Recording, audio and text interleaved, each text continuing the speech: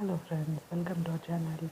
இன்றைக்கி நம்ம விநாயகர் சதுர்த்தி ஸ்பெஷல் மோத்திச்சூர் லட்டு எப்படி செய்யுதுன்னு பார்க்கலாம். ஃபஸ்ட்டு அதுக்கு ஒரு கப்பு கடல மாவு எடுத்துக்கோங்க.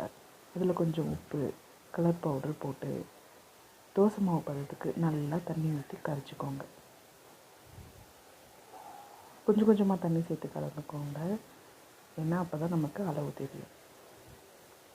எந்த கட்டியும் இல்லாமல் தோசை மாவு மாதிரி நல்லா கரைச்சி எடுத்துக்கோங்க. ஏன்னா இதை நம்ம எண்ணெயில் போட்டு பொரிக்க போகிறோம்.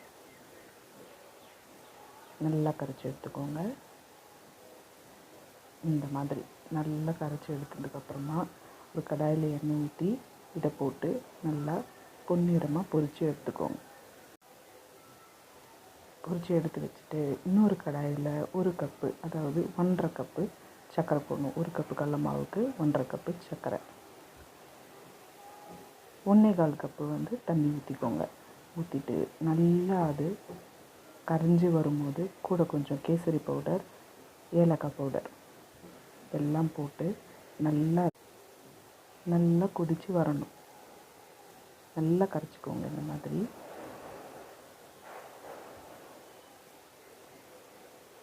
எந்த இதுவும் இல்லாமல் ஃபுல்லாக நல்லா கரைச்சி எடுத்துக்கோங்க. கொஞ்சம் டைம் எடுக்கும், பரவாயில்ல. கொஞ்சம் நல்லா கலந்து எடுத்துக்கோங்க. அதுலேயும் கொஞ்சோண்டு கேசரி பவுடர் போட்டுக்கோங்க. ஆப்ஷனல் தான், வேணும்னா போட்டுக்கலாம், இல்லைன்னா வேண்டாம். கரைச்சி எடுத்துக்கணும். அதில் லெமனை புழிஞ்சி எடுத்துக்கோங்க.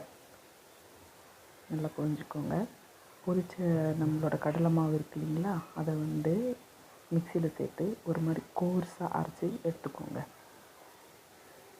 அந்த சுகர் சிரப் நல்லா கொதித்து கொஞ்சம் அடங்கின உடனே ஃபுல்லாக சிம்மில் வச்சுட்டு நம்ம பொரிச்ச இந்த கடலை மாவை நல்லா போட்டு அது நல்லா சுண்டி வர வரைக்கும் நல்லா கலந்து விடுங்க.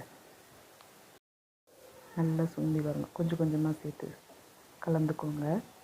நல்லா சுண்டி வந்த உடனே கொஞ்சம் நேரம் அப்படியே ஆற விட்டுட்டு கையில் நெய் தடவி நல்லா உருண்டை பிடிச்சி வச்சு அது மேலே கொஞ்சம் கார்னிஷிங்காக முந்திரி சேர்த்துக்கோங்க. நம்ம Vinayagar Chaturthi special motichoor laddu ready. Thank you for வாட்சிங்.